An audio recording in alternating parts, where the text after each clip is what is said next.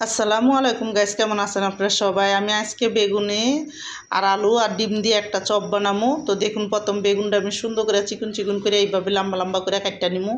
আর পুরো বেগুনটাই আমি এইভাবে কাটটা নিমু, একটা চিকন চিকন করে লম্বা করে। দেখুন বেগুনটা সুন্দর করে লম্বা লম্বা করে কাটটা তারপরে পানির ভিতরে রাখছি। আর এদিকে দেখুন আমি বেগুনের ভিতরে একটু হলুদ মরিচ দিয়ে বেগুনটার মিলাইয়া রেখে দিছি। আর এদিকে দেখুন আলুর চপের ভিতরে আমি পেঁয়াজ কাঁচামরিচ আর লগা ধনিয়া পাতা দিয়ে দিমু এখানে। আর স্বাদ মতো লবণটাও দিয়ে দিব। তো দেখুন ধনিয়া পাতাটা দিয়ে দিছি, এখন লবণ দিয়ে সুন্দর করে কিন্তু আমি আলুটারে মাইখা নিব। তো আলুটারে ভালো করে মাইখা নেব। আমি আজকে কাঁচামরিচ আর কাঁচা পেঁয়াজ দিয়ে বানছি, আর কাঁচা ধনিয়া পাতা আর পুদিনা পাতা একসাথে দিয়ে দিছি। দিয়ে কিন্তু সুন্দর করে দেখুন হাত দিয়ে ডল্লা মিলাই নিব।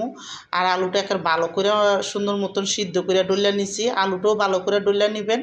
আর আলুটাও সিদ্ধ করে এখন আমি কিন্তু এখানে বেসনের ভিতরে 1 চামচ হলুদের, আধা চামচ হলুদের গুঁড়া, আধা চামচ মরিচের গুঁড়া, একটু লবণ, একটু ধনিয়ার গুঁড়া দিয়ে সুন্দর করে কিন্তু আমি বেসনটা দিয়ে তারপরে কিন্তু এখানে বেসনটা গুলিয়ে নিছি। আমার ভিডিওটা দেখাইতে একটু হয়ে গেছে এই জন্য।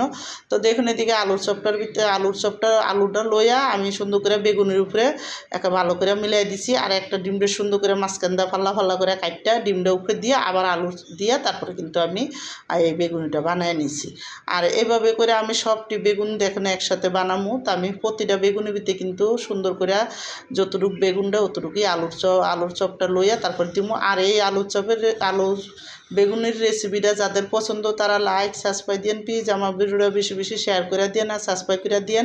আর এইভাবে একবার হলে বেগুনি বানায় দেখেন, অনেক মজা লাগে। আলুর চপ বেগুনি ডিম একই সাথে কিন্তু আপনি 3 আইটেম পাওয়া যেতেছেন।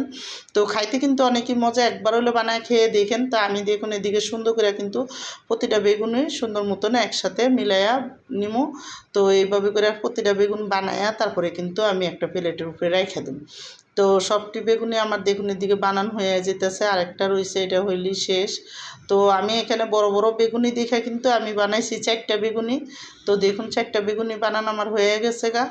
আর হয়ে গেলে এখন আমি সুন্দর করে এই জায়গায় রেখে দিই। আর ওদিকে ফ্রাই প্যানের ভিতরে আমি তেল দিছি, ফ্রাই প্যানে তেলটা দিছি, তেলটা সুন্দর করে একটা গরম করে ভালো করে তারপরে কিন্তু আমি দেখুন বেগুনিটার ভিতরে চুবাই চুবাই দিয়ে দিছি।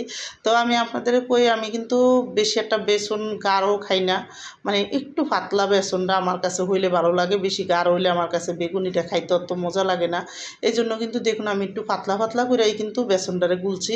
আর সুন্দর করে দেখুন দিয়ে একেবারে উঠায় ফুটায় লাল লাল মশমশা করে ভাজা তারপরে কিন্তু আমি উঠাই নিছি। আর আমার বেগুনিটা দেখুন কত সুন্দর হয়েছে প্রতিটা বেগুনি। আর আপনার অনেক বড় বড় বেগুনি একটা প্লেট ভরে গেছে আমার 4টা বেগুনি দিয়ে। তো এখানে আমি আপনাদের একটা বেগুনি কাটটা দেখাইতেছি, দেখুন কত সুন্দর হয়েছে।